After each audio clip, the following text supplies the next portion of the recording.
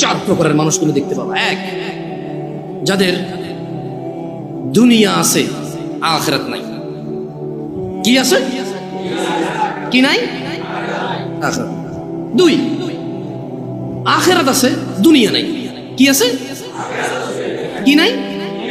সুদ বোঝে না, হারাম বোঝে না, বাপ মায়ের প্রতি অতটা যত্নশীল নয়, স্ত্রীর প্রতিও যত্নশীল নয়, জানা ব্যভিচার এগুলো নরমাল। তুমি দেখবে তার মৃত্যু পর্যন্ত সে এরকম সুন্দর সুখী জীবন কাটিয়ে গেছে তার মন মতো, তার আখিরাত নাই। তিন, একটা ক্যাটাগরি আছে, এদের দুনিয়াও আছে আখিরাতও আছে। এরা দুনিয়া তো বেশ সুখের জীবন যাপন করে আল্লাহর সন্তুষ্টির সাথে। এদের যখন অসুখ হয় এরা সবুর করে, প্যানিক হয়ে যায় না, হতাশা হয় না, খুশি থাকে।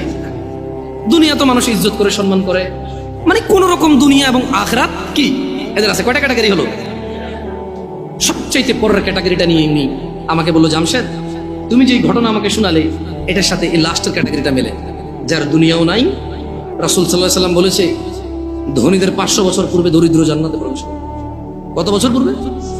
এই দরিদ্র জান্নাতে যাবে যে সালাত আদায় করে না, সিয়াম পালন করে না, ও সারা দিন কাজ করলে খেতেই পারে, জমি কিনতে পারে না, জায়গা কিনতে পারে না, ঘর করতে পারে না, বাড়ি করতে পারে না, কোথাও গিয়ে দাওয়াত খেয়ে 1000 টাকা দিতেও পারে না, কেউ ওকে তাই দাওয়াতও দেয় না। ও সারা দিন সিগারেট খায়, রোজা ভাঙে, হালকা কিছু সিগারেট, হালকা কটা ভাত খেয়ে বলে যে রিক্সা চালাই, বলে যে মাঠে কাজ করি। লা হাওলা ওয়ালা কুওয়াতা ইল্লা বিল্লাহ।